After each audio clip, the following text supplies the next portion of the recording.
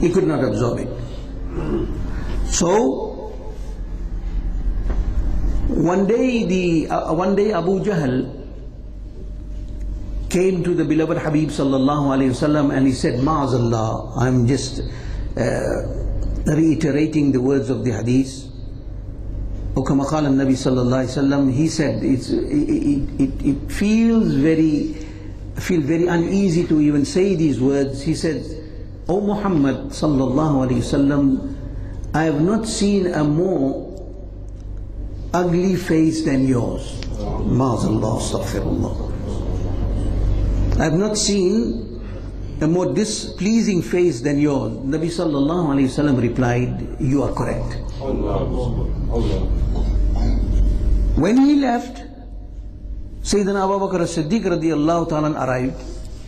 He looked at the splendid and brilliant face shining with the light of Allah subhanahu wa ta'ala, because there was no more handsome human that Allah created than His beloved Mustapha sallallahu alayhi wa sallam.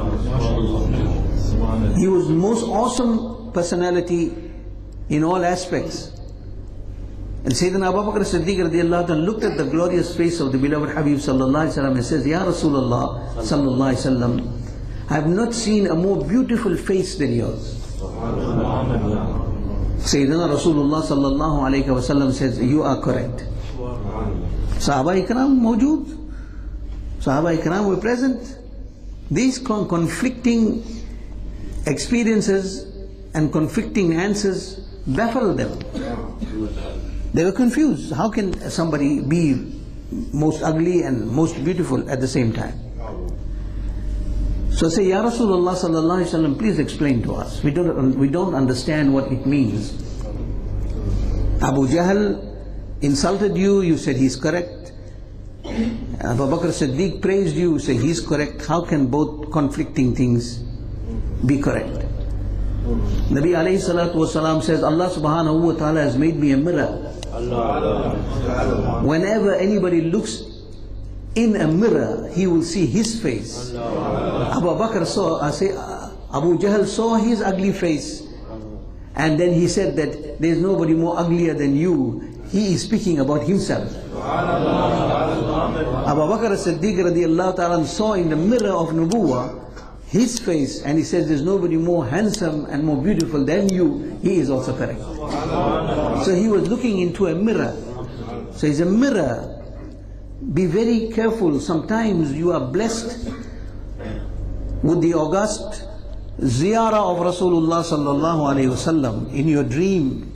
May Allah subhanahu wa ta'ala bless us all with the ziyarah of Sayyidina Rasulullah sallallahu alayhi wasallam. But remember, the Nabi alayhi salatu wasalam will appear to you in your dream in accordance to the state of your iman. If your iman is intact and strong, you will see him in that beauty. But if your iman is weak, you will see him like that. So you are seeing the reflection of your own belief. Right? So therefore, in later stages, inshaAllah ta'ala, I will explain to you the reason of reading durood on the Nabi sallallahu alaihi wasallam and the excessive recitation of durood. What does it entail? Insha'Allah ta'ala. So Abu Bakr as-Siddiq radiyallahu ta'ala an absorbed what Nabi sallallahu alayhi wasallam gave him or offered him, and that was a sponge that he released that energy.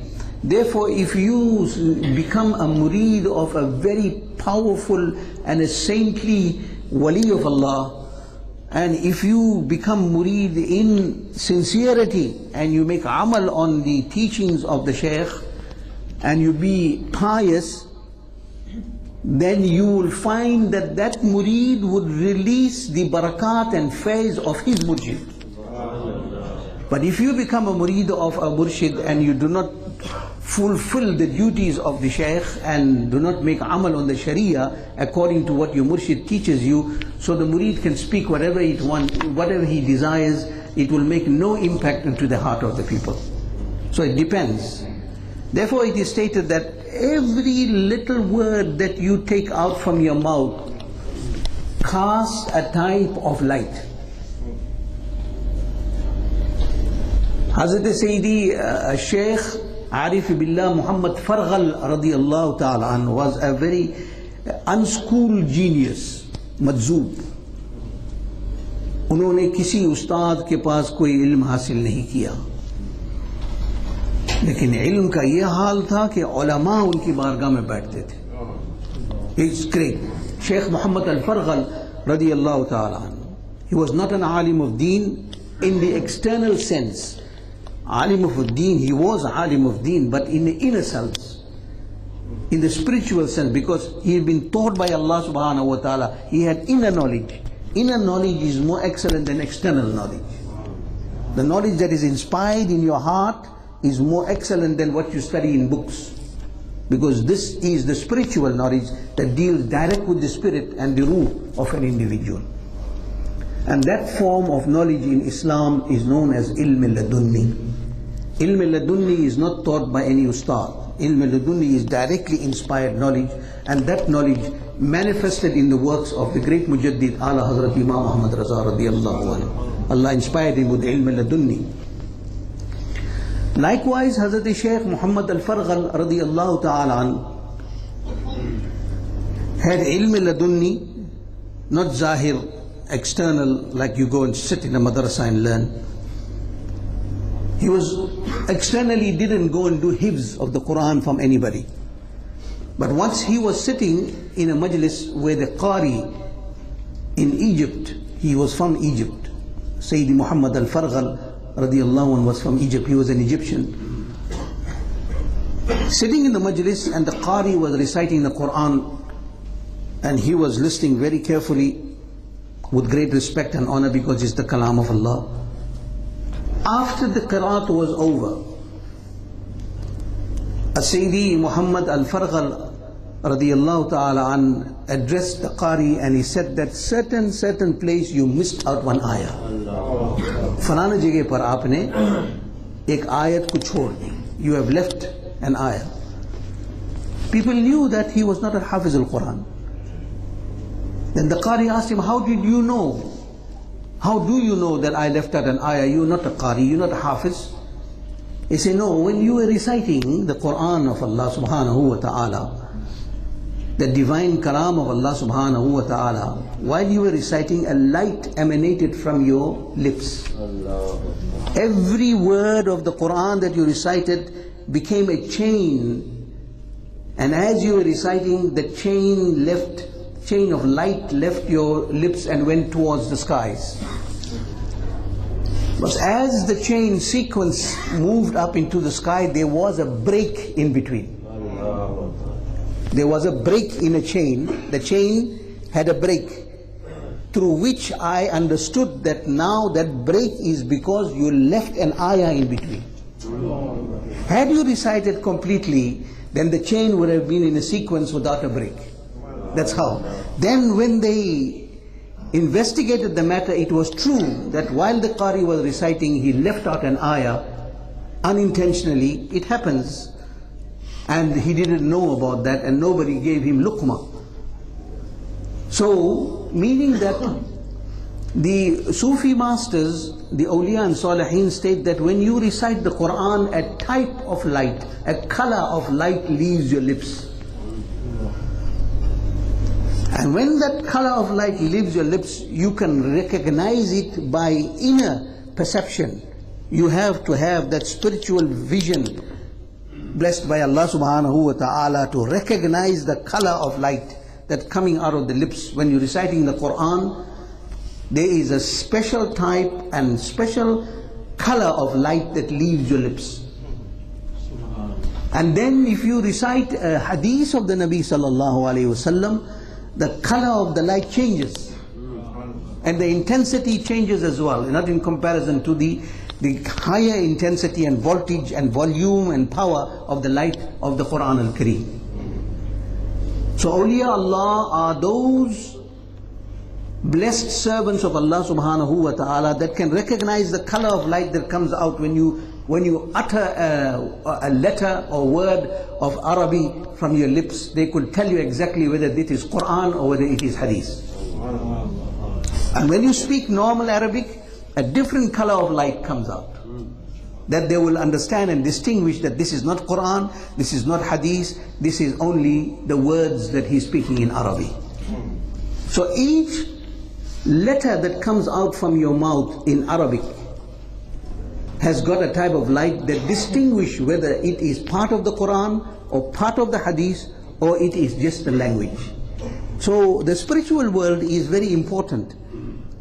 And if you don't understand the spiritual world, it is not the fault of the spiritual world, it is your fault, because you have not developed yourself like that. Therefore, Sayyidina Ala Hazrat radiyallahu ta'ala anhu, when speaking about the station and status of the awliya and salihin, he quotes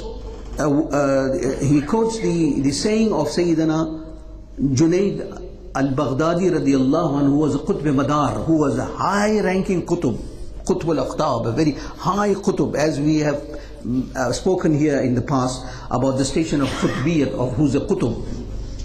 And that was in the 9th station that we were speaking about, the Qutb. He was a very big Qutb. He says, it may sound very queer to you, it may sound, it would make no sense to you, that if certain wali of a high-ranking caliber says that Qala Rasulullah sallallahu alayhi wasallam, Nabi alayhi salatu wasalam said this, ab tum kitabon ko dhoondho, wo hadith nahi milegi. Now you start looking in the Quran, in the books of hadith, thousands and thousands of books of hadith, you will not find that narration. Now it's not necessary that if you don't find that narration, that is not a hadith of Rasulullah sallallahu alaihi wasallam. It is there.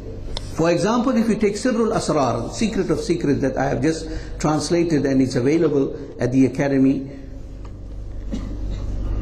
in that I have found so many ahadith